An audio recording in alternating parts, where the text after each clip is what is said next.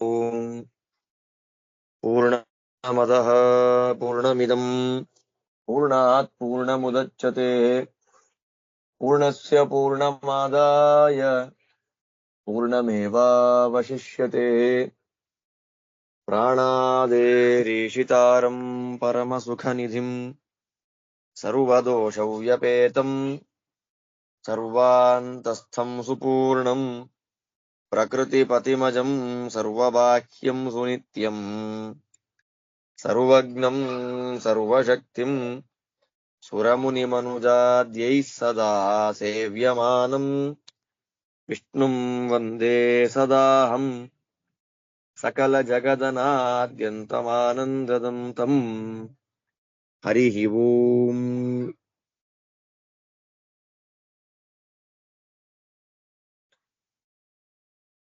ಅಂತರ್ಯಾಮಿ ಬ್ರಾಹ್ಮಣ ಮುಗೀತು. ಉದ್ದಾಲಕರು, ಆರುಣಿ ಉದ್ದಾಲಕರು ಕೇಳಿದ ಪ್ರಶ್ನೆಗಳಿಗೆ ಅಂತರ್ಯಾಮಿ ಮತ್ತು ನಿಯಾಮಕ ಆ ಭಗವಂತನ ಕುರಿತಾದ ಬಗ್ಗೆ ಏನು ಪ್ರಶ್ನೆ ಇತ್ತು ಆ ಪ್ರಶ್ನೆಗೆ ಯಾಜ್ಞವಲ್ಕ್ಯರು ಸ್ಪಷ್ಟವಾಗಿ ಉತ್ತರವನ್ನ ಕೊಟ್ಟರು, ಸಮಾಧಾನ ಪಡಿಸಿದ್ರು. ಅಲ್ಲಿಂದ ಇನ್ನು ಮುಂದೆ ಕೇಳ್ತಾರೆ. ಇದು ಅಕ್ಷರ ಬ್ರಾಹ್ಮಣ ಅಂತ. ಏತಸ್ಮಿನ್ ಖಲ್ವಕ್ಷರೇ ಆಕಾಶೆ ಬರುತ್ತೆ, ಓತಶ್ಚ ಪ್ರೋತಶ್ಚ ಅಂತ ಮಂತ್ರ ಬರುತ್ತೆ. ನೆಕ್ಸ್ಟ್ ಇರ್ಲಿ, ಅದು ಮುಂದೆ ನೋಡೋಣ. ಏನ್ ಹೇಳ್ತಾರೆ ಇಲ್ಲಿ? ಅಕ್ಷರ ಬ್ರಾಹ್ಮಣ ಅಚಃ ವಾಚಕ್ನವಿ ಉವಾಚ. ವಾಚಕ್ನವಿ, ವಚಕ್ನು ಎನ್ನುವಂತಹ ಋಷಿಗಳ ಮಗಳಾದ ಗಾರ್ಗಿ ವಾಚಕ್ನವಿ ಅಂತ ಅವಳ ಹೆಸರು. ಋಷಿತರ್ಪಣದಲ್ಲಿ ಈ ಮಹಾನುಭಾವಳನ್ನು ಸೇರಿಸ್ತಾರೆ. ಗಾರ್ಗಿ ವಾಚಕ್ನವಿ ತೃಪ್ಯತು ಅಂತ ಹೇಳಿ ಋಷಿತರ್ಪಣವನ್ನ ಕೊಡುವಾಗ ಗಾರ್ಗಿ ದೇವಿಯ ತೃಪ್ತ್ಯರ್ಥವಾಗಿ ತರ್ಪಣವನ್ನ ಕೊಡೋದಿದೆ ಋಷಿತರ್ಪಣದಲ್ಲಿ. ಅದರಂತೆ ವಚಕ್ನುವಿನ ಮಗಳಾದಂತಹ ಗಾರ್ಗಿ ವಾಚಕ್ನವಿ ಅವಳು ಹೇಳ್ತಾಳೆ, ಎದ್ದು ನಿಂತು ಸಭೆಯಲ್ಲಿ ಹೇಳ್ತಾಳೆ, ಬ್ರಾಹ್ಮಣ ಭಗವಂತಃ ಹಂತ ಅಹಂ ಇಮಂ ದ್ವೌ ಪ್ರಶ್ನೌ ಪ್ರಕ್ಷ್ಯಾಮಿ. ಮಹಾನುಭಾವರಾದ ಬ್ರಾಹ್ಮಣರೇ,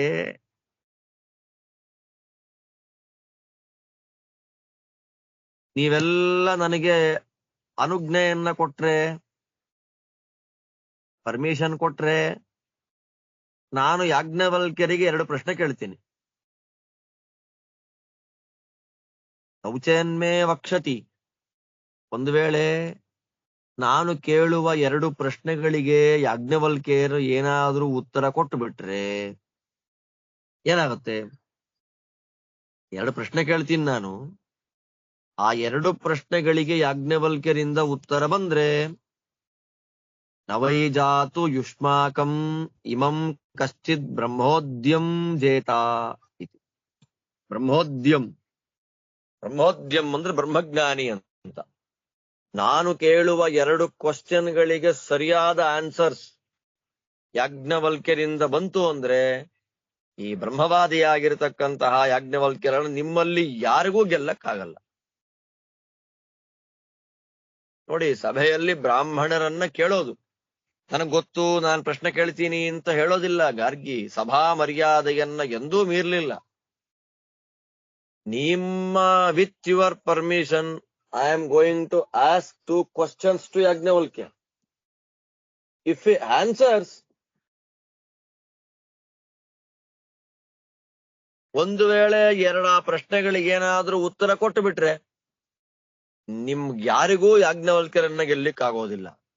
ಕೇಳಬಹುದಾ ಪ್ರಶ್ನೆನ ಅಂತ ಹೇಳಿದ್ದಕ್ಕೆ ಆ ಬ್ರಾಹ್ಮಣರೆಲ್ಲ ಹೇಳ್ತಾರೆ, ಪೃಚ್ಛ ಗಾರ್ಗಿ ಇತಿ. ಕೇಳಮ್ಮ ಗಾರ್ಗಿ, ನೀನ ಪ್ರಶ್ನೆಗಳನ್ನ ಕೇಳು. ಗಾರ್ಗಿ ಏನಿಲ್ಲಿ ಹೊಸದಾಗಿ ಪ್ರಶ್ನೆ ಕೇಳೋದು? ಅವಳಾಗಲೇ ಗಾರ್ಗಿ ಬ್ರಾಹ್ಮಣದಲ್ಲಿ ಪ್ರಶ್ನೆಯನ್ನ ಕೇಳಿ ಆಗಿದೆ. ಪೂರ್ವಂ ಗಾರ್ಗ್ಯ ಜೀವಾನಾಂ ಉತ್ತರೋತ್ತರಾಶ್ರಯತ್ವಂ ಸರ್ವೇಷಾಂ ಭಗವದಾಶ್ರಯತ್ವಂಚ ಶ್ರುತಂ.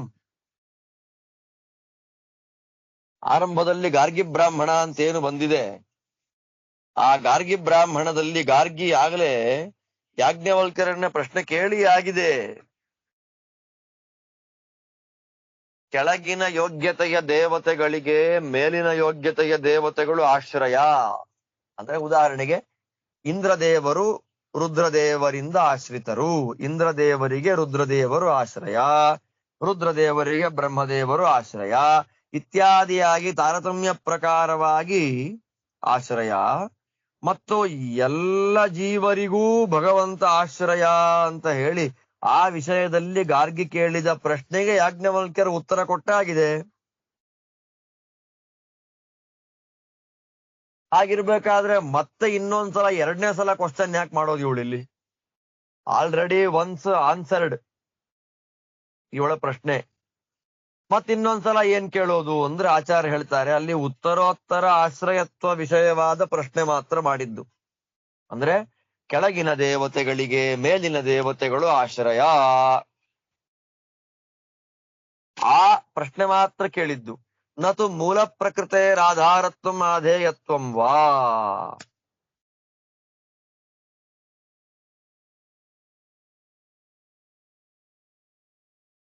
ಮೂಲ ಪ್ರಕೃತಿಯ ಬಗ್ಗೆ ಬಂದೇ ಇಲ್ಲ ಇಲ್ಲಿ. ನತು ಮೂಲ ಪ್ರಕೃತೆ, ಮೂಲ ಪ್ರಕೃತಿ ಯಾರಿಗೆ ಆಧಾರ ಮತ್ತು ಮೂಲ ಪ್ರಕೃತಿಗೆ ಯಾರು ಆಧಾರ? ಮೂಲ ಪ್ರಕೃತಿಯನ್ನ ಆಶ್ರಯ ಮಾಡಿಕೊಂಡು ಯಾರ್ಯಾರಿದ್ದಾರೆ ಅಂತಹ ಮೂಲ ಪ್ರಕೃತಿಗೂ ಯಾರು ಆಶ್ರಯ ಅನ್ನುವ ಬಗ್ಗೆ ಗಾರ್ಗಿ ಅಲ್ಲಿ ಪ್ರಶ್ನೆ ಮಾಡಿರ್ಲಿಲ್ಲ. ಗಾರ್ಗಿ ಬ್ರಾಹ್ಮಣದಲ್ಲಿ ಇಲ್ಲಿ ಕೇಳ್ತಾಳೆ. ಅತಃ ಪುನಃ ಪೃಚ್ಛತಿ, ಆದ್ದರಿಂದ ಮತ್ತೆ ಸಭೆಯಲ್ಲಿ ಎದ್ದು ನಿಂತು ಕೇಳ್ತಾಳೆ. ಯಾಕೆ ಕೇಳೋದು ಅಂದ್ರೆ ವಿಜಿಗೀಷು ಕಥಾತ್ವಾದ್ ಬ್ರಾಹ್ಮಣಾನುಜ್ಞಯ.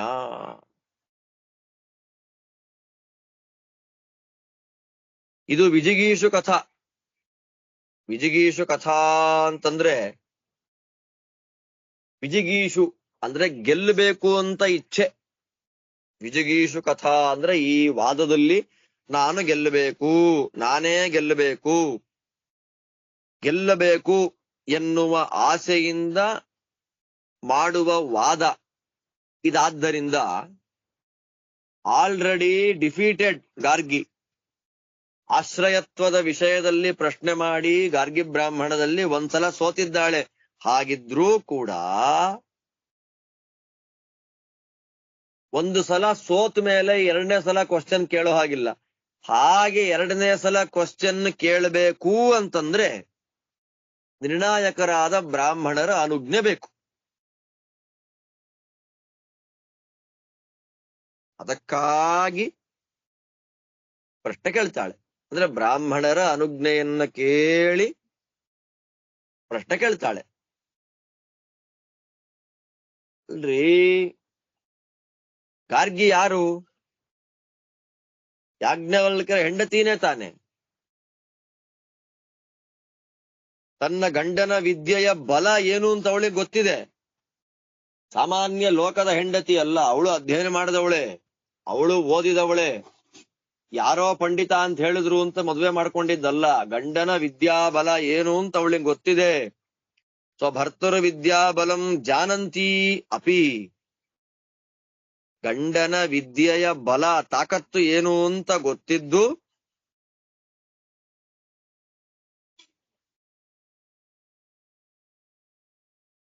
ಗೊತ್ತಿದೆ. ಹಾಗಿರ್ಬೇಕಾದ್ರೆ ನಾನು ನನ್ನ ಗಂಡನ ಜೊತೆ ವಾದ ಮಾಡಿ ಗಂಡನ್ ಸೋಲಿಸ್ಬಿಡ್ತೀನಿ ಅನ್ನೋ ಆಸೆ ಅವಳಿಗಿಲ್ಲ. ಆದ್ರೆ ಏನ್ ಹೇಳ್ತಾ ಇದ್ದಾರೆ? ಯುಷ್ಮಾಕಂ ಏನಂ ಜೇತುಂ ನ ಶಕ್ಯತೆ ಇತಿ ಜ್ಞಾಪಯಿತ್ವ.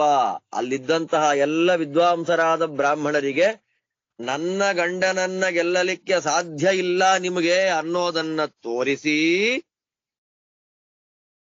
ತೇಷಾಂ ಉಪಕಾರಾರ್ಥಂಚ ಪಪ್ರಚ್ಛ, ಅವರಿಗೆ ಉಪಕಾರವನ್ನ ಮಾಡಬೇಕು ಅಂತ. ನನ್ನ ಗಂಡನ ವಿದ್ಯಾಬಲ ಅಂತನ್ನೋದು ಹೀಗಿದೆ, ನೀವೆಲ್ಲಾ ಸೇರಿ ಮಹಾಪ್ರಯತ್ನ ಪಟ್ಟರೂ ಕೂಡ ನನ್ನ ಗಂಡನನ್ನ ವಾದಕಥೆಯಲ್ಲಿ ಸೋಲಿಸಲಿಕ್ಕೆ ಸಾಧ್ಯ ಇಲ್ಲ. ಅನ್ನೋದನ್ನ ತೋರಿಸಿ ಅವರಿಗೆ ಉಪಕಾರ ಮಾಡಬೇಕು ಅಂತಷ್ಟೇ ಹೊರತು ಪ್ರಶ್ನೆ ಮಾಡಿದ್ದು ಬೇರೆ ಯಾವ ಉದ್ದೇಶದಿಂದಲೂ ಅಲ್ಲ.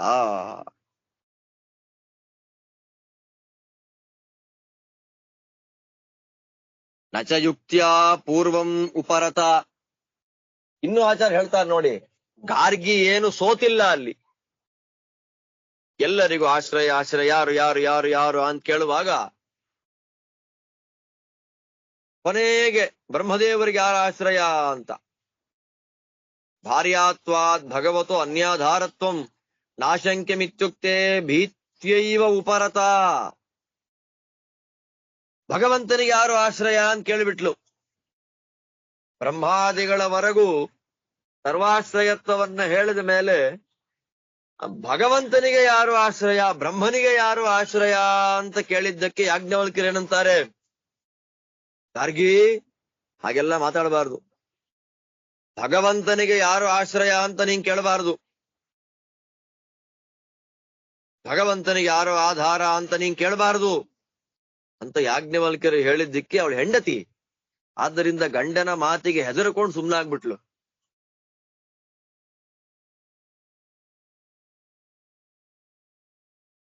ಅಷ್ಟೇ. ಭಗವತಃ ಅನ್ಯಾಧಾರತ್ವಂ ಚ ಸರ್ವಾಧಾರ ಮೂಲ ಪ್ರಕೃತೇರಪಿ ಭಗವಾನೇವ ಆಧಾರ ಇತ್ಯುಕ್ತೆ ಯುಕ್ತಿತಃ ಏವ ನಿವಾರಿತಂ ಭವತಿ. ಆದ್ದರಿಂದ ಇವಾಗ ಅವಳು ಸೋಲ್ಬೇಕು. ಗಾರ್ಗಿ ಯಾಜ್ಞವಲ್ಕ್ಯರ ಮುಂದೆ ಸೋಲ್ಬೇಕು. ಅಲ್ಲಿ ಸೋಲ್ಬೇಕು ಅಂತಂದ್ರೆ ಗಂಡ, ಆದ್ದರಿಂದ ನಾನು ಗಂಡನಿಗಿಂತ ಜಾಸ್ತಿ ಗೊತ್ತಿದ್ರು ಕೂಡ ನಾನು ಗಂಡನ ಮುಂದೆ ಸೋಲ್ಬೇಕು ಅಂತಲ್ಲ. ಯೋಗ್ಯತೆಯಲ್ಲಿ ಯಾಜ್ಞವಲ್ಕ್ಯರು ಗಾರ್ಗಿಗಿಂತ ಉತ್ತಮರೇ, ದೊಡ್ಡ ಬ್ರಹ್ಮಜ್ಞಾನಿಗಳೇ, ಸೂರ್ಯಾಂತರ್ಯಾಮಿಯಾದ ಭಗವಂತನಿಂದ ಯಜುರ್ವೇದವನ್ನು ಪಡೆದವರು, ದೊಡ್ಡ ಜ್ಞಾನಿಗಳು. ಆದ್ದರಿಂದ ಅವರ ಮುಂದೆ ಸೋಲ್ಬೇಕು. ಅವತ್ತಿನ ಕಾಲಕ್ಕೆ ಗಾರ್ಗಿ ದೊಡ್ಡ ಬ್ರಹ್ಮವಾದಿನಿ ಅಂತ ಗೊತ್ತಿದೆ, ಜಗತ್ತಿಗೆ ಗೊತ್ತಿದೆ, ಅವಳು ಬ್ರಹ್ಮಜ್ಞಾನಿ ಇದ್ದಾಳೆ ಅಂತ ಗೊತ್ತಿದೆ. ಆದ್ದರಿಂದ ಅವಳು ಸೋತಿದ್ದಾರೆ ಯುಕ್ತಿಯ ದೃಷ್ಟಿಯಿಂದ ಯಾಜ್ಞವಲ್ಕ್ಯರಲ್ಲಿ ಅಂತಂದ್ರೆ ಬೇರೆ ಯಾರಿಗೂ ಯಾಜ್ಞವಲ್ಕ್ಯರ ಜೊತೆಯಲ್ಲಿ ವಾಕ್ಯಾರ್ಥ ಮಾಡ್ಲಿಕ್ಕೆ ಭಯ ಆಗಬೇಕು. ಅದಕ್ಕೆ ಯುಕ್ತಿಯಿಂದಲೇ ಆವಾಗಲೇ ಹೆದರ್ಕೊಂಡು ಸುಮ್ನಾಗಿದ್ಲು. ಗಂಡನ ಮಾತಿಗೆ ಎದುರಾಡಬಾರದು ಅನ್ನುವ ಶಾಸ್ತ್ರ ಪದ್ಧತಿಯನ್ನ ಅನುಸರಿಸಿಕೊಂಡು ಬಾಯಿ ಮುಚ್ಚಿದ್ಲು. ಈಗ ಯುಕ್ತಿಯಲ್ಲಿ ಸೋಲ್ತಾಳೆ. ಯಾಕೆ? ಎಲ್ಲಕ್ಕೂ ಆಧಾರವಾದದ್ದು ಮೂಲ ಪ್ರಕೃತಿ, ಆ ಮೂಲ ಪ್ರಕೃತಿಗೂ ಆಧಾರನಾದವನು ಭಗವಂತ ಅನ್ನೋ ಉತ್ತರ ಬರುತ್ತೆ. ಅವಾಗ ಯುಕ್ತಿಯ ಪರಾಜಯ ಅಂತನ್ನೋದು ಗಾರ್ಗಿಗೆ ಆಗತ್ತೆ. ನಾ ಅನ್ಯದತೋಸ್ತಿ ದ್ರಷ್ಟೃ ಎಲ್ಲ ಬಂದಿದೆ ಆಗ್ಲೇ. ಭಗವಂತನಿಗಿಂತ ಬೇರೆಯಾದ ಸ್ವತಂತ್ರವಾಗಿ ನೋಡುವಂಥವರು ಯಾರೂ ಇಲ್ಲ ಅಂತ ಯುಕ್ತಿ ಬಂದಿದೆ ಆಗ್ಲೇ. ಆದ್ದರಿಂದ ಇದು ಯಾರು ಗೆಲ್ತಾರೆ ಯಾರು ಸೋಲ್ತಾರೆ ಅನ್ನುವ ಜಯಾಪಜಯಗಳನ್ನ ನಿರ್ಣಯ ಮಾಡುವಂತಹ ಕಥಾ. ಆದ್ದರಿಂದ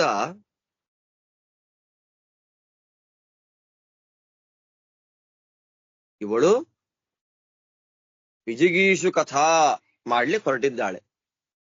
ವಿಜಿಗೀಷು ಕಥಾ ಅಂದ್ರೆ ಗೆಲ್ಲುವ ಬಯಕೆಯಿಂದ. ಅಂದ್ರೆ ಗೊತ್ತಿದೆ ವಾಸ್ತವಿಕವಾಗಿ ಗಂಡನ ವಿದ್ಯಾಬಲ, ಬೇರೆಯ ವಿದ್ವಾಂಸರಿಗೆ ತನ್ನ ಗಂಡನ ವಿದ್ಯಾಬಲವನ್ನ ತೋರಿಸಿಕೊಡ್ಲಿಕ್ಕಾಗಿ ಈ ರೀತಿ ಮಾಡ್ತಾ ಇದ್ದಾಳೆ. ಇದು ಮಂತ್ರದ ಅರ್ಥ, ಉಪನಿಷತ್ತಿನ ಅರ್ಥ. ಇದ್ರ ಮೇಲೆ ಅದ್ಭುತವಾದ ವಿಷಯಗಳನ್ನು ಆಚಾರ್ಯ ಹೇಳ್ತಾರೆ. ಅಂದ್ರೆ ಅವತ್ತಿನ ಕಾಲದಲ್ಲಿ ಈ ರೀತಿಯಾದ ವಾದಕಥೆಗಳು ನಡೀತಾ ಇದ್ವು.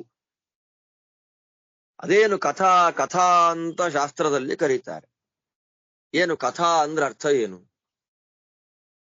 ಶಾಸ್ತ್ರಗಳಲ್ಲಿ ಕಥೆ ಅಂತ ಕರೀತಾರೆ. ಇದೇನ್ ಕಥೆ ಅಂದ್ರೆ ಏನು? ಮಕ್ಕಳಿಗೆ ರಾತ್ರಿ ಮಲಗಿಸ್ಬೇಕಾದ್ರೆ ಹೇಳ್ತೀವಲ್ಲ ಕಥೆ, ಆ ಕಥೆಯೋ? ನಾವೆಲ್ಸ್ ಆ ಕಥೆಯೋ? ಅಲ್ಲ. ಎಲ್ಲ ವಿದ್ವಾಂಸರು ಸೇರ್ಕೊಂಡು ಒಂದು ಚರ್ಚೆ ಮಾಡ್ತಾರಲ್ಲ, 10 ಜನ ವಿದ್ವಾಂಸರು ಒಂದು ಕಡೆ ಸೇರ್ಕೊಂಡು ಚರ್ಚೆ ಅಂತ ಏನ್ ಮಾಡ್ತಾರೆ, ಆ ಚರ್ಚೆಗೆ ಕಥಾ ಅಂತ ಹೆಸರು. ಆ ರೀತಿಯಾದ ಕಥಾ ಎಷ್ಟು ರೀತಿಯಲ್ಲಿದೆ ಅಂತಂದ್ರೆ ಆಚಾರ್ಯ ಹೇಳ್ತಾರೆ, ವಾದೋ ಜಲ್ಪೋ ವಿತಂಡೇತಿ ತ್ರಿವಿಧಾ ವಿದುಷಾಂ ಕಥಾ. ವಿದ್ವಾಂಸರ ಚರ್ಚೆ 3 ರೀತಿಯಲ್ಲಿ ನಡೆಯುತ್ತೆ. ವಿದ್ವಾಂಸರ ಮಧ್ಯದಲ್ಲಿ ನಡೆಯುವಂತಹ ಚರ್ಚೆಗಳು. ಇವಾಗ ಈ ರೀತಿಯಲ್ಲಿ ಯಾವ ಚರ್ಚೆನೂ ಆಗಲ್ಲ, ಒಂದು ಕಾಲದಲ್ಲಿ ಆಗ್ತಾ ಇತ್ತು. ಅದೇನು ಅನ್ನೋದನ್ನ ಅದರ ಬಗ್ಗೆ ವಿಸ್ತಾರವಾಗಿ ಭಾಷ್ಯ ಬರೀತಾರೆ ಆಚಾರ್ಯರು. ಕಥಾ ಅಂದ್ರೆ ಏನು ಅಂತ ನಮಗ್ ಗೊತ್ತಾಯ್ತು. ವಿದ್ವಾಂಸರೆಲ್ಲ ಒಂದು ಕಡೆ ಕೂತ್ಕೊಂಡು ಚರ್ಚೆ ಮಾಡ್ತಾರೆ. ಆ ಚರ್ಚೆಯನ್ನ ಶಾಸ್ತ್ರ ಏನ್ ಕರೆಯುತ್ತೆ? ಕಥಾ ಅಂತ ಕರೀತದೆ. ಆ ರೀತಿಯಲ್ಲಿ ಎಷ್ಟು ರೀತಿಯಾದ ಕಥೆಗಳಿದೆ ಅಂದ್ರೆ, ವಾದ ಅಂತ ಒಂದು ಕಥೆ, ಜಲ್ಪ ಅಂತ ಒಂದು ಕಥೆ, ವಿತಂಡ ಅಂತ ಇನ್ನೊಂದು ಕಥೆ. 3 ರೀತಿಯಾಗಿರ್ತಕ್ಕಂತಹ ಚರ್ಚೆ.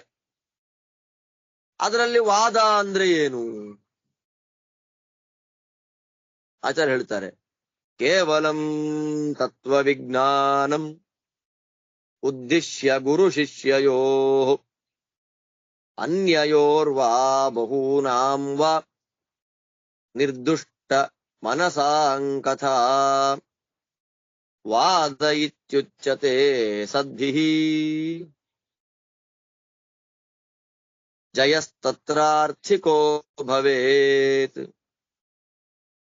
ವಿಜಯೇ ಶಿಷ್ಯತಾನ್ಯೇಷಾಂ ಪೂಜಾ ಚ ಜಯಿನಃ ಸದಾ ಪುನಶ್ಚ ಸಂಶಯೋ ಯತ್ಸ್ಯಾತ್ ತೇಷಾಂ ತಸ್ಯಾಪಿ ವಾರಣಂ ಕರ್ತವ್ಯಂ ಜಯಿನಾ ನಿತ್ಯಂ ಅಶಕ್ತಸ್ಯ ಸ್ವತೋಧಿಕಾತ್. ಏನಿದು?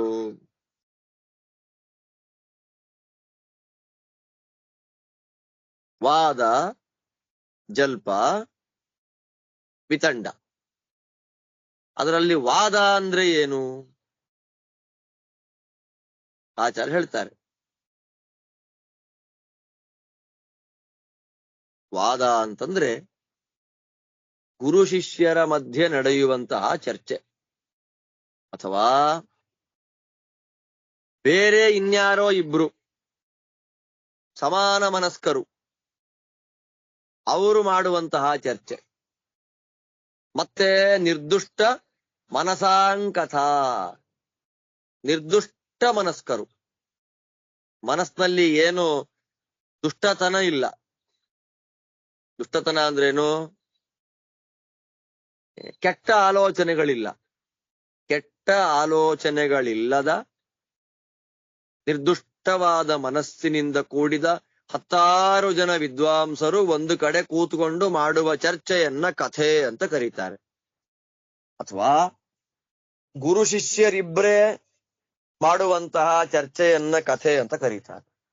ಅಥವಾ ಯಾರಾದ್ರೂ ಇಬ್ರು ಒಳ್ಳೆಯವರು ಕೂತ್ಕೊಂಡು ಮಾಡುವಂತಹ ಚರ್ಚೆಯನ್ನ ವಾದ ಅಂತ ಕರೀತಾರೆ. ವಾದ, ಜಲ್ಪ, ವಿತಂಡ. ಗುರು ಶಿಷ್ಯರು ಮಾಡುವ ಚರ್ಚೆ ಅದು ವಾದ. ಅನೇಕ ವಿದ್ವಾಂಸರು ಕೆಟ್ಟ ಮನಸ್ಸಿಲ್ಲದ ಒಳ್ಳೆಯ ಮನಸ್ಸಿನಿಂದ ಕೂಡಿದ 10 ಜನ ವಿದ್ವಾಂಸರು ಒಂದು ಕಡೆ ಕೂತ್ಕೊಂಡು ಮಾಡುವ ಚರ್ಚೆಯನ್ನ ವಾದ. ಅಥವಾ ಇಬ್ಬರು ಒಳ್ಳೆಯ ಮನಸ್ಸಿನ ವ್ಯಕ್ತಿಗಳು ಕೂತುಕೊಂಡು ಮಾಡುವಂತಹ ಚರ್ಚೆಗೆ ವಾದ ಅಂತ ಹೆಸರು. ಈ ವಾದದ ಉದ್ದೇಶ ಏನು? ಗಲಾಟೆ ಮಾಡಬೇಕು ಅಂತಲ್ಲ, ತತ್ವವಿಜ್ಞಾನ ಉದ್ದೇಶ. ತತ್ವಜ್ಞಾನ ಬೇಕು. ತತ್ವ ಅಂದ್ರೆ ಏನು ಅನ್ನೋದನ್ನು ತಿಳಿಬೇಕು. ತತ್ವ ತಿಳಿಯಲಿಕ್ಕೋಸ್ಕರವಾಗಿ ಮಾಡುವಂತಹ ಚರ್ಚೆಯನ್ನ ವಾದ ಅಂತ ಕರೀತಾರೆ. ಎಷ್ಟು ಸುಂದರವಾಗಿ ಬಿಡಿಸ್ಕೊಡ್ತಾರೆ ನೋಡ್ರಿ ಆಚಾರ್ಯ. ಅವರಿಬ್ಬರಿಗೂ ವಾದ ಆಗೋಯ್ತು ಅಂತೀವಿ ನಾವು. ಇಲ್ಲ, ತತ್ವ ತಿಳ್ಕೊಳ್ಳಿಕ್ಕೋಸ್ಕರ ವಾದ.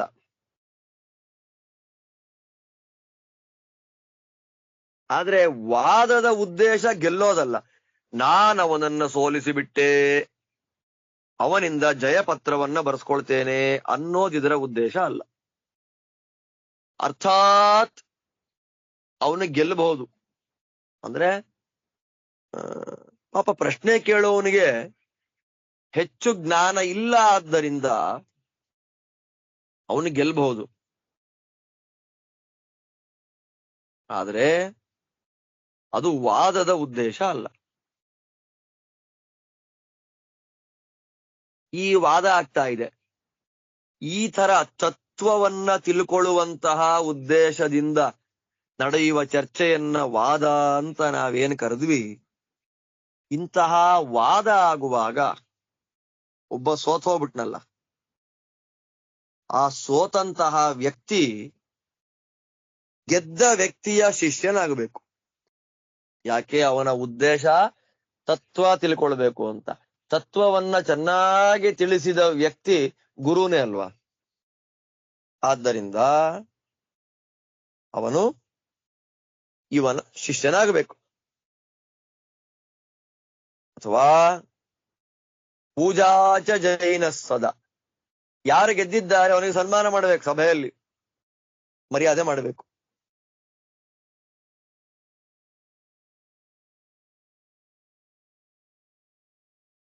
ಅದಾದ್ಮೇಲೆ ಪುನಶ್ಚ ಸಂಶಯೋ ಯತ್ಸ್ಯಾತ್, ಎಲ್ಲ ಆಯ್ತು, ಇವನು ಶಿಷ್ಯನಾದ ಅಥವಾ ಸನ್ಮಾನ ಮಾಡಿಬಿಟ್ಟ, ಮನೆಗ್ ಬಂದ್ರು, ಇವನ್ ಮನೆಗ್ ಬಂದ, ಅವನ್ ಮನೆಗೆ ಹೋದ. ಯಾರು ಸನ್ಮಾನ ಮಾಡಿದ್ದಾನೆ, ಯಾರು ಶಿಷ್ಯನಾಗಿದ್ದಾನೆ, ಅವನಿಗೆ ಮತ್ತೆ ಡೌಟ್ ಬಂತು. ಪಾಪ ಡೌಟ್ ಅನ್ನ ಸ್ವತಃ ಕ್ಲಿಯರ್ ಮಾಡಿಕೊಳ್ಳೋ ಸಾಮರ್ಥ್ಯ, ಶಕ್ತಿ ಇವನಿಗಿಲ್ಲ. ಸೋತವನಿಗೆ, ಸನ್ಮಾನ ಮಾಡಿದವನಿಗೆ, ಶಿಷ್ಯನಾದವನಿಗೆ ಆ ಶಕ್ತಿ ಇಲ್ಲ. ಅವಾಗ ಏನ್ ಮಾಡ್ಬೇಕು? ಗೆದ್ದವನು ಸೋತವನಿಗೆ ಡೌಟ್ ಬರುತ್ತಲ್ಲ ತತ್ವದ ವಿಷಯದಲ್ಲಿ, ಆ ಡೌಟ್ ಅನ್ನ ಪರಿಹಾರ ಮಾಡಬೇಕು.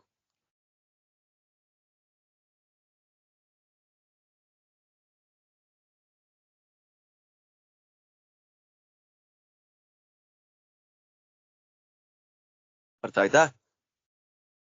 ಅದರಿಂದ ಸೋತವನಿಗೇನಾದ್ರೂ ಡೌಟ್ ಬಂದ್ರೆ ಸಭೆಯಲ್ಲೆಲ್ಲ ಮುಗಿದೋಯ್ತು, ಇನ್ನೇನ್ ಕ್ಲಿಯರ್ ಮಾಡಲ್ಲ ಅಂತ ಹೇಳೋ ಹಾಗಿಲ್ಲ.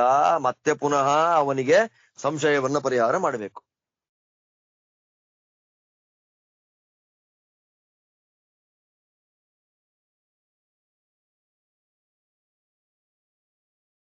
ಆದ್ರೆ ತನಗಿಂತ ಹೆಚ್ಚು ತಿಳಿದವನಿರ್ತಾನಲ್ಲ ಜ್ಞಾನಿ, ಅವನಿಗೆ ಬಂದ ಸಂಶಯವನ್ನ ಪರಿಹಾರ ಮಾಡ್ಬೇಕಾದಿಲ್ಲ. ಅದು ಮುಖ್ಯ. ಈಗ ನನ್ನ ಯೋಗ್ಯತೆಗಿಂತ ಕಡಿಮೆ ಇರೋರಿಗೆ ಡೌಟ್ ಬಂದ್ರೆ ಆ ಡೌಟ್ ನಾನ್ ಪರಿಹಾರ ಮಾಡಬಹುದು. ನನ್ನ ಗುರುಗಳಿಗೆ ಡೌಟ್ ಬಂದ್ರೆ ನಾನೇನ್ ಪರಿಹಾರ ಮಾಡೋದು ಅವ್ರಿಗೆ? ಹಾಗೆ ನಮಗಿಂತ ಉತ್ತಮರಾದ ವ್ಯಕ್ತಿಗಳಿಗೆ ಶಾಸ್ತ್ರೀಯ ವಿಷಯದಲ್ಲಿ ಸಂಶಯ ಅನ್ನೋದು ಬಂದಾಗ ಅದನ್ನ ಪರಿಹಾರ ಮಾಡ್ಬೇಕಾದಿಲ್ಲ. ಇದು ಒಂದು. ಇನ್ನೊಂದು ಹೇಳ್ತಾರೆ ಆಚಾರ್ಯರು, ಅನ್ಯೋನ್ಯ ನಿರ್ಣಯಶ್ಚೇತ್ ಸ್ಯಾತ್ ತದಾ ಸಬ್ರಹ್ಮಚಾರಿಣಃ.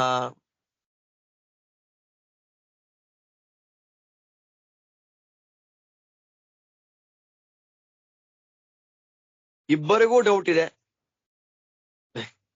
ಇಬ್ರು ಫ್ರೆಂಡ್ಸು, ಬ್ರಹ್ಮಚಾರಿಗಳು, ಒಂದು ತತ್ವದ ವಿಷಯದಲ್ಲಿ ಇಬ್ಬರಿಗೂ ಡೌಟ್ಸ್ ಇದೆ. ಅವರಿಬ್ರು ಕೂತ್ಕೊಂಡು ಚರ್ಚೆ ಮಾಡ್ತಾರೆ. ಇವನು ಒಂದ್ ಪ್ರಮಾಣ ಹೇಳ್ದ, ಅವನೊಂದ್ ಪ್ರಮಾಣ ಹೇಳ್ದ, ಅದಕ್ಕೆ ಇವನು ಹೇಳ್ದ. ಒಟ್ನಲ್ಲಿ ಇಬ್ರಿಗೂ ಅದರಿಂದ ಲಾಭ ಆಯ್ತು. ಇವನಿಗೂ ಜ್ಞಾನ ಬಂತು, ಅವನಿಗೂ ಜ್ಞಾನ ಬಂತು. ಹಾಗಾಗ್ಬಿಟ್ಟಾಗ ತತ್ವ ನಿರ್ಣಯ ಆಗ್ಬಿಟ್ರೆ, ಅಂದ್ರೆ ಇವನ ಡೌಟು ಪರಿಹಾರ ಆಯ್ತು, ಅವನ ಡೌಟು, ಇಬ್ಬರಿಗೂ ತತ್ವ ನಿರ್ಣಯವಾಗೋಯ್ತು ಅಂತಂದ್ರೆ ಈ ವಾದದಲ್ಲಿ ಸೋಲು ಗೆಲುವು ಇಲ್ಲ. ಒಬ್ಬ ಗುರು ಒಬ್ಬ ಶಿಷ್ಯ ಅಂತ ಆಗ್ಬೇಕಾದಿಲ್ಲ. ಯಾಕೆ? ಅವರಿಬ್ಬರು ಒಟ್ಟಿಗೆ ಓದ್ತಾ ಇದ್ದಾರೆ, ಸಬ್ರಹ್ಮಚಾರಿಗಳು ಒಂದೇ ಗುರುಗಳ ಹತ್ರ ಓದ್ತಾ ಇದ್ದಾರೆ, ಫ್ರೆಂಡ್ಸ್ ಆಗಿದ್ದಾರೆ. ಫ್ರೆಂಡ್ಸ್ ಗಳ ಮಧ್ಯ ಗುರು ಶಿಷ್ಯ ಭಾವ ಎಲ್ಲಿ? ಯಾಕೆ? ಇಬ್ಬರಿಗೂ ತತ್ವದ ವಿಷಯದ ನಿರ್ಣಯವಾಗಿ ಹೋಗಿದೆ ಚರ್ಚೆ ಮಾಡಿದ್ದಕ್ಕೆ. ಆದ್ದರಿಂದ ಇವರಿಬ್ಬರ ಫ್ರೆಂಡ್ಸ್ ಗಳ ಮಧ್ಯೆ ನಡೆಯುವಂತಹ ಚರ್ಚೆಯಲ್ಲಿ ಗುರು ಶಿಷ್ಯ ಭಾವ ಅನ್ನೋದಿಲ್ಲ. ಈ ತರ ಇದು ಒಂದು ನಿರ್ಣಯ ಮಾಡಿದ್ರು ಆಚಾರ್ಯರು. ಈಗ ಈ ವಾದಿಗಳು ಇಬ್ರು ಮಾತಾಡ್ಕೊಂತ ಇದ್ದಾರೆ. ಮಾತಾಡುವಾಗ ಪ್ರಮಾಣ ಅಂತ ಏನ್ ಕೊಡ್ಬೇಕು? ಪುಷ್ಟೇನ ಪ್ರಥಮಂ ಮಾನಂ ವಕ್ತವ್ಯಂ ವಾದಿನಾ ಶುಭಂ ವೇದಾತ್ ಸರ್ವೇ ಶುಭಂ ಮಾನಂ ಸೇತಿಹಾಸ ಪುರಾಣಕಾಃ ಸಪಂಚರಾತ್ರ ಮೀಮಾಂಸಾಃ ಸ್ಮೃತಯಶ್ಚಾಪ್ಯನಂತರಂ ತದನ್ಯದಶುಭಂ ಪ್ರೋಕ್ತಂ ನ ಪ್ರಯೋಜ್ಯಂ ಕಥಾಸು ಚ ಮಿಶ್ರಮಕ್ಷಾನುಮಾನೇ ತು ಗ್ರಾಹ್ಯೇ ಶಬ್ದಾರ್ಥ ನಿರ್ಣಯೇ.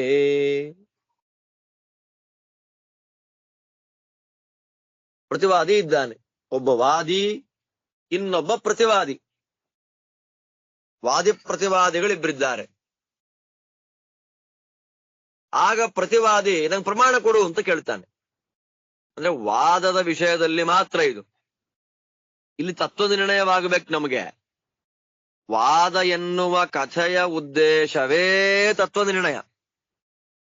ಇಲ್ಲಿ ಗೆಲ್ಲೋದು ಪಲ್ಲೋದು ದುಡ್ಡು ಕಾಸೆಲ್ಲ ಇಲ್ಲ. ಇಲ್ಲಿ ತತ್ವ ನಿರ್ಣಯಕ್ಕೋಸ್ಕರ ಮಾತ್ರ ಮಾಡುವ ಚರ್ಚೆ ಕಥಾವನ್ನ ವಾದ ಅಂತ ಕರೀತಾರೆ. ವಿಸ್ತಾರವಾಗಿ ಹೇಳಿದ್ರು ಆಚಾರ್ಯ. ಇಲ್ಲಿ ಪ್ರತಿವಾದಿ ಕೂತ್ಕೊಂಡು ಪ್ರಮಾಣ ಹೇಳು ಅಂತಂದ. ಯಾವ ಪ್ರಮಾಣ ಹೇಳಬೇಕು? ಆಚಾರ್ಯ ಹೇಳ್ತಾರೆ, ಒಳ್ಳೆ ಶುಭವಾದ ಪ್ರಮಾಣಗಳು, ಶುಭ ಪ್ರಮಾಣವನ್ನ ಹೇಳ್ಬೇಕಂತೆ. ಏನಪ್ಪ ಶುಭ ಪ್ರಮಾಣವನ್ನು ಹೇಳಬೇಕು? ಶುಭ ಪ್ರಮಾಣ ಅಂದ್ರೆ ಏನು?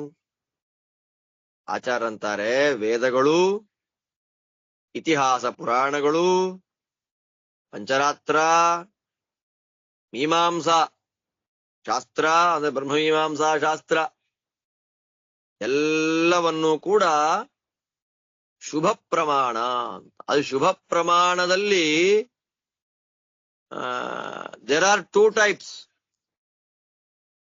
First grade and second grade ಅಂತ.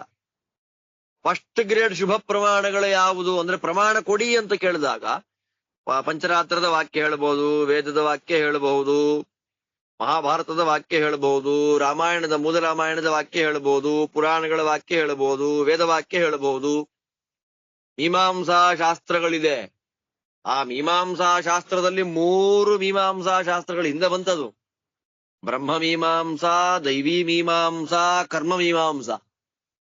ಈ 3 ಮೀಮಾಂಸಾ ಶಾಸ್ತ್ರಗಳನ್ನು ಹೇಳಬಹುದು. ಇದು ಫಸ್ಟ್ ಗ್ರೇಡ್ ಅಂದಿರತಕ್ಕಂತಹ ಶುಭ ಪ್ರಮಾಣಗಳು. ಇನ್ನು ಸೆಕೆಂಡ್ ಗ್ರೇಡ್ ಇವೆ. ಯಾವುದದು? ಸ್ಮೃತಯಶ್ಚಾಪ್ಯನಂತರಂ, ಸ್ಮೃತಿಗಳು, ಮನುಸ್ಮೃತಿಯೇ ಮೊದಲಾದಂತಹ ಸ್ಮೃತಿಗಳ ವಾಕ್ಯಗಳನ್ನು ಪ್ರಮಾಣ ಅಂತ ಕೊಡಬಹುದು. ಅದನ್ನು ಶುಭ ಪ್ರಮಾಣ ಅಂತ ಕರೀತಾರೆ ಆಚಾರ್ಯರು.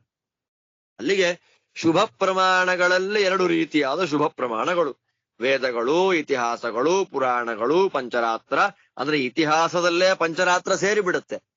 ಇರ್ಲಿ, ಇಲ್ಲಿ ಇತಿಹಾಸ ಶಬ್ದದಿಂದ ಆಚಾರ್ಯರು ಮೂಲ ರಾಮಾಯಣ, ಮಹಾಭಾರತ ಇಟ್ಟುಕೊಂಡಿದ್ದಾರೆ. ಪಂಚರಾತ್ರ ಅಂತ ಪ್ರತ್ಯೇಕವಾಗಿ ಹೇಳಿದ್ದಾರೆ. ಪುರಾಣಗಳು ಅಂತ ಹೇಳಿದ್ದಾರೆ. ದೈವಿ ಮೀಮಾಂಸಾ, ಕರ್ಮ ಮೀಮಾಂಸಾ, ಬ್ರಹ್ಮ ಮೀಮಾಂಸಾ ಅಂತ 3 ರೀತಿಯಾದ ಮೀಮಾಂಸಾ ಶಾಸ್ತ್ರದ ಪರಿಚಯವನ್ನು ಮಾಡಿಕೊಟ್ರು. ಆದ್ದರಿಂದ ಶುಭ ಪ್ರಮಾಣಗಳಲ್ಲಿ ಫಸ್ಟ್ ರ್ಯಾಂಕ್ ಯಾವುದಕ್ಕೆ? ಇಷ್ಟಕ್ಕೆ. ಸೆಕೆಂಡ್ ರ್ಯಾಂಕ್ ಯಾವುದಕ್ಕೆ? ಸ್ಮೃತಿ ಗ್ರಂಥಗಳಿಗೆ. ಆ ಪ್ರತಿವಾದಿ ನೀನು ಪ್ರಮಾಣವನ್ನ ಕೊಡು ಅಂತ ವಾದಿಯನ್ನ ಕೇಳಿದಾಗ ತತ್ವ ನಿರ್ಣಯಕ್ಕಾಗಿ ಎಲ್ಲ ಶುಭ ಗ್ರಂಥಗಳ ವಾಕ್ಯಗಳನ್ನ ಪ್ರಮಾಣ ಅಂತ ಕೊಡಬೇಕು. ಇದನ್ನ ಬಿಟ್ಟು ಮಿಕ್ಕ ಯಾವ ಗ್ರಂಥಗಳಿದೆ ಅದೆಲ್ಲ ಅಶುಭ ಪ್ರಮಾಣಗಳು. ತದನ್ಯದ ಅಶುಭಂ ಪ್ರೋಕ್ತಂ, ಅದನ್ನ ಕಥೆಗಳಲ್ಲಿ ಹೇಳಬಾರದು, ಅದನ್ನ ವಾದದಲ್ಲಿ ಉಪಯೋಗ ಮಾಡಬಾರದು.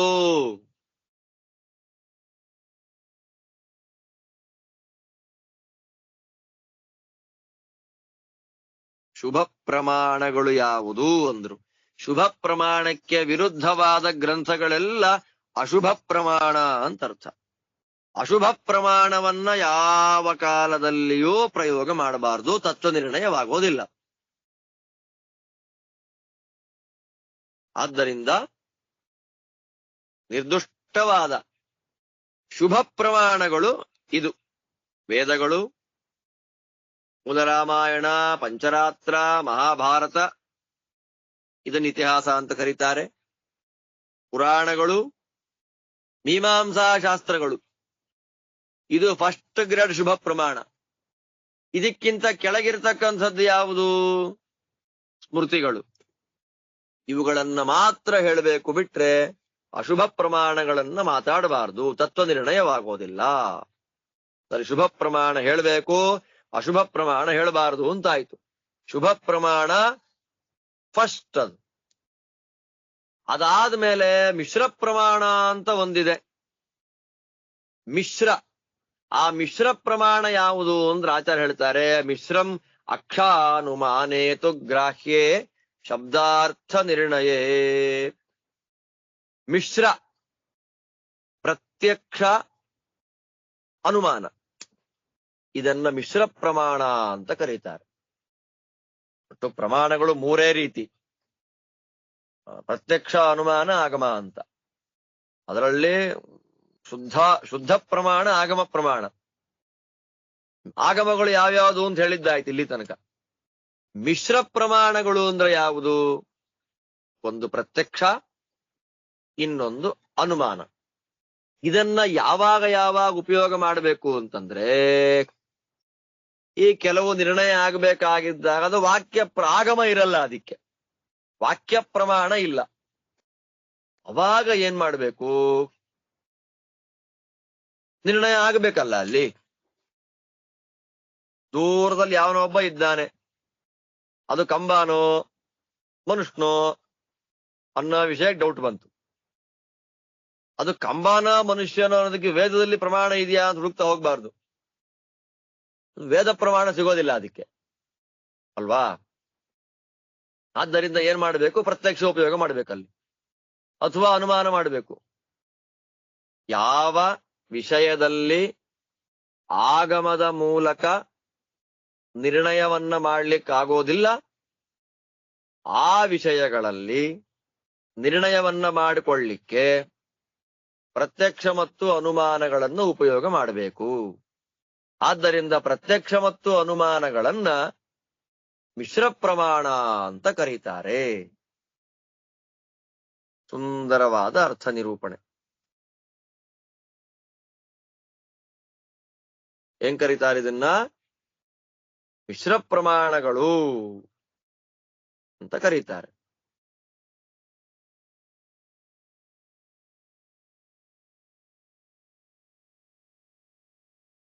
ಈ ಪ್ರತ್ಯಕ್ಷ ಮತ್ತು ಅನುಮಾನಗಳನ್ನು ಯಾಕೆ ಮಾಡಬೇಕು ಅಂದ್ರೆ, ಶಬ್ದಾರ್ಥ ನಿರ್ಣಯ ಗ್ರಾಹ್ಯೆ. ಶಬ್ದದ ಅರ್ಥವನ್ನ ನಿರ್ಣಯ ಮಾಡಬೇಕು. ಶಬ್ದಾರ್ಥ ನಿರ್ಣಯ ಅಂತ ಇರುತ್ತೆ. ಆ ಶಬ್ದಾರ್ಥ ನಿರ್ಣಯವನ್ನ ಮಾಡಿಕೊಳ್ಳಲಿಕ್ಕಾಗಿ ಪ್ರತ್ಯಕ್ಷಾನುಮಾನಗಳನ್ನ ಪ್ರಮಾಣ ಅಂತ ಇಟ್ಕೊಳ್ಬೇಕು. ಬಿಟ್ರೆ ಮುಖ್ಯವಾಗಿ ಪ್ರಮಾಣ ಆಗಮ ಪ್ರಮಾಣವೇ, ದುರಾಗಮ ಅಲ್ಲ. ಶುಭಾಗಮಗಳು ಪ್ರಮಾಣ.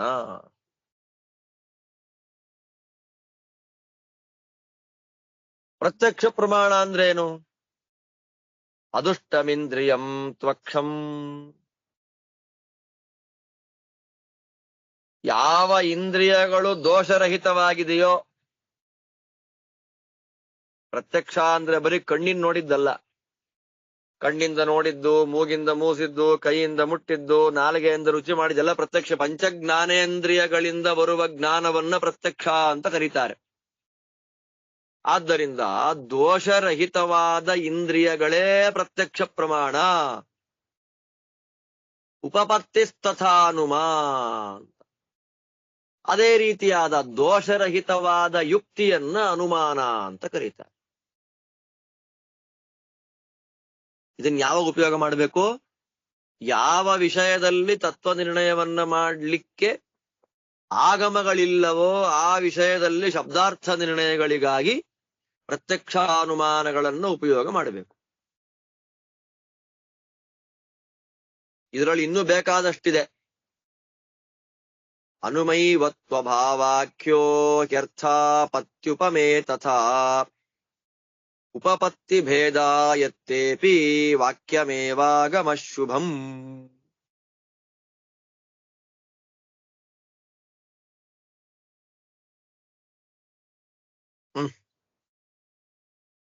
ಏನಾಯ್ತು? ಅನುಪಲಬ್ಧಿ ಪ್ರಮಾಣ ಅಂತ ಕೆಲವರು ಹೇಳ್ತಾರೆ. ಅರ್ಥಾಪತ್ತಿ ಪ್ರಮಾಣ ಅಂತ, ಅದ್ರ ಬಗ್ಗೆ ವಿಸ್ತಾರ ಬೇಡ, ಇಷ್ಟು ತಿಳ್ಕೊಳ್ಳಿ ಸಾಕು. ಅನುಪಲಬ್ಧಿ ಅಂತ ಒಂದು ಪ್ರಮಾಣ ಅಂತ ಕೆಲವರು ಹೇಳ್ತಾರೆ. ಅರ್ಥಾಪತ್ತಿ ಅಂತನ್ನೋದು ಪ್ರಮಾಣ ಅಂತ ಕೆಲವರು ಹೇಳ್ತಾರೆ. ಉಪಮಾನ ಅಂತನ್ನೋದು ಪ್ರಮಾಣ ಅಂತ ಕೆಲವರು ಹೇಳ್ತಾರೆ.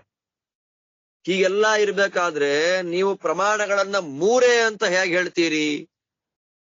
ಅದಕ್ಕೆ ಆಚಾರ್ಯ ಹೇಳ್ತಾರೆ, ಈ ಅರ್ಥಾಪತ್ತಿ, ಅನುಪಲಬ್ಧಿ ಮತ್ತು ಉಪಮಾನ ಇದೆಲ್ಲವೂ ಕೂಡ ಅನುಮಾನದ ಒಳಗೆ ಸೇರಿಬಿಡುತ್ತೆ. ಈ ಅನುಪಲಬ್ಧಿ, ಅರ್ಥಾಪತ್ತಿ, ಉಪಮಾನ ಅದೆಲ್ಲ ಯುಕ್ತಿ ಮಾಡಬೇಕು. ವ್ಯಾಪ್ತಿ ಇದೆಯಾ ಇಲ್ವಾ, ಹೇತು ಏನು, ಅದೆಲ್ಲ ನೋಡಿಕೊಂಡೇ ನಿರ್ಣಯವನ್ನ ಮಾಡ್ಕೊಳ್ಬೇಕು. ಆದ್ದರಿಂದ ಅದೆಲ್ಲ ಅನುಮಾನದಲ್ಲೇ ಸೇರಿಬಿಡುತ್ತೆ. ಅದರಿಂದ ಎಲ್ಲಿ ಆಗಮದಿಂದ ನಿರ್ಣಯ ಮಾಡ್ಲಿಕ್ಕಾಗೋದಿಲ್ಲ ಅಲ್ಲಿ ಶಬ್ದಾರ್ಥ ನಿರ್ಣಯವನ್ನ ಮಾಡ್ಲಿಕ್ಕಾಗಿ ಪ್ರತ್ಯಕ್ಷ ಮತ್ತು ಅನುಮಾನಗಳನ್ನು ಉಪಯೋಗ ಮಾಡಬೇಕು. ಮೂರನೇ ಪ್ರಮಾಣ ಆಗಮಃ ಶುಭಂ ವಾಕ್ಯಂ. ಯಾವ ವಾಕ್ಯಕ್ಕೆ ದೋಷವೇ ಇಲ್ಲ, ದೋಷರಹಿತವಾದ ವಾಕ್ಯವನ್ನ ಆಗಮ ಅಂತ ಕರೀತಾರೆ.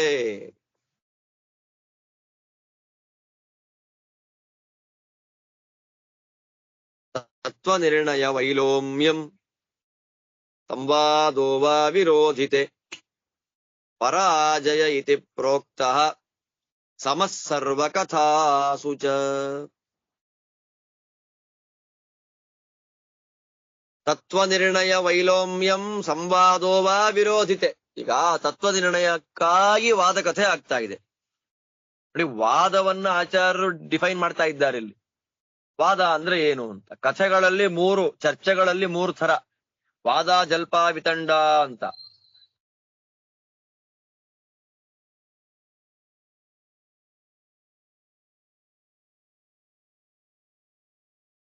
ಅದರಲ್ಲಿ ಏನಾಯ್ತು, ವಾದ ಅಂದ್ರೆ ಏನು ಅಂತ ಹೇಳಿದ್ರು. ಅದರಲ್ಲಿ ಯಾವ ಮಾತು ಹೇಳಬೇಕು ಅಂದ್ರು. ಅದರ ಪ್ರಮಾಣಗಳು ಯಾವುದು ಅಂದ್ರು.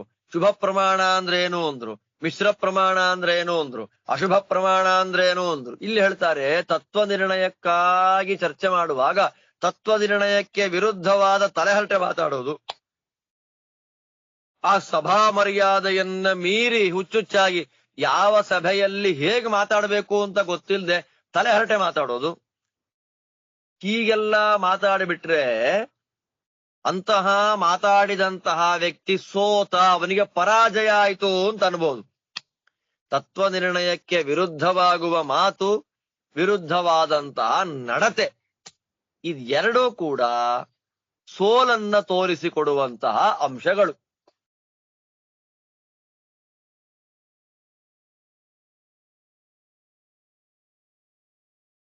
ಯಾವುದರಲ್ಲಿ? ವಾದದಲ್ಲಿ. ಇನ್ನು ಜಲ್ಪ ವಿತಂಡಗಳಲ್ಲಿ ಜಲ್ಪ ಅಂತ ಒಂದು ಕಥೆ, ಆಮೇಲೆ ವಿತಂಡ ಅಂತ ಒಂದು ಕಥೆ, ಚರ್ಚೆ. ಅವುಗಳಲ್ಲಿ ಸೋಲೋದು ಯಾವಾಗ ಅಂತಂದ್ರೆ ಆಚಾರ್ಯ ಹೇಳ್ತಾರೆ, ವಿರೋಧಿಯಾದ ಅಂದ್ರೆ ಕಾಂಟ್ರವರ್ಷಿಯಲ್ ಸಬ್ಜೆಕ್ಟ್ ಅನ್ನ ಓಕೆ ಮಾಡಿಬಿಡೋದು. ಯಾವ ವಿಷಯದಲ್ಲಿ ಇನ್ನೂ ಸ್ಪಷ್ಟೀಕರಣ ಬೇಕೋ, ಕಾಂಟ್ರವರ್ಸಿ, ವಿವಾದ ಇದೆ, ಅಂತಹ ವಿವಾದಾಸ್ಪದವಾದ ವಿಷಯವನ್ನ ಓಕೆ, ಅಕ್ಸೆಪ್ಟೆಡ್ ಅಂತ ಅಂದ್ಬಿಟ್ರೆ ಆ ವಿವಾದಾಸ್ಪದವಾದ ವಿಷಯವನ್ನ ಓಕೆ ಮಾಡೋದೇ ಜಲ್ಪ ಮತ್ತು ವಿತಂಡ ಕಥೆಗಳಲ್ಲಿ ಸೋಲುವುದಕ್ಕೆ ಪ್ರಧಾನವಾದ ಅಂಶ, ಕಾರಣ.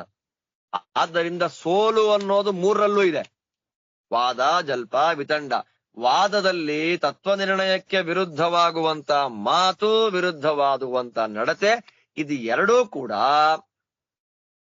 ವಾದ ಕಥೆಯಲ್ಲಿ ಸೋಲಿಕ್ ಅಂಶ. ವಿವಾದಾಸ್ಪದವಾದ ವಿಷಯವನ್ನ ಅಂಗೀಕಾರ ಮಾಡುವಂಥದ್ದು ಜಲ್ಪ ಮತ್ತು ವಿತಂಡಗಳಲ್ಲಿ ಸೋಲಲಿಕ್ಕೆ ಯೋಗ್ಯವಾದ ಅಂಶ. ಆದ್ದರಿಂದ ಈ ಪ್ರಕಾರವಾಗಿ ಚಿಂತನವನ್ನ ಮಾಡತಕ್ಕದ್ದು. ಇದು ಒಂದು ವಿಷಯದಲ್ಲಿ ಆಚಾರ್ಯ ಹೇಳ್ತಾರೆ. ಅಲ್ಲಿಂದ ಇನ್ನು ಮುಂದೆ ಅನೇಕ ವಿಷಯಗಳನ್ನು ತಿಳಿಸ್ಕೊಡ್ತಾರೆ. ಈ ಜಲ್ಪ, ವಿತಂಡ ಇತ್ಯಾದಿಗಳಲ್ಲಿ ಸೋತವನಿಗೆ ಏನ್ ಶಿಕ್ಷೆ ಕೊಡಬೇಕು, ಅಲ್ಲಿ ಕೂತಂತ ರಾಜ ಏನ್ ದಂಡ ಹಾಕಬೇಕು ಅನ್ನೋದೆಲ್ಲ ಬರುತ್ತೆ ಚರ್ಚೆ. ಎಲ್ಲ ಭಾಗವನ್ನು ಕೂಡ ಮತ್ತೆ ನಾಳೆ ಅನುಸಂಧಾನ ಮಾಡೋಣ ಅಂತ ಹೇಳ್ತಾ ಇವತ್ತಿನ ಭಾಗವನ್ನ ಇಲ್ಲಿ ಮುಗಿಸ್ತಾ ಇದ್ದೇನೆ. ತುಂಬಾ ಸುಂದರವಾದ, ತಿಳ್ಕೊಳ್ಳಿಕ್ಕೆ ಯೋಗ್ಯವಾದ ವಿಷಯ. ಇನ್ನು ಉಳಿದದ್ದನ್ನ ಮತ್ತೆ ನಾಳೆ ಅನುಸಂಧಾನ ಮಾಡೋಣ ಅಂತ ಹೇಳ್ತಾ ಎಲ್ಲರಿಗೂ ಭಗವಂತ ಒಳ್ಳೇದು ಮಾಡ್ಲಿ. ಶ್ರೀಕೃಷ್ಣ ಅರ್ಪಣಮಸ್ತು.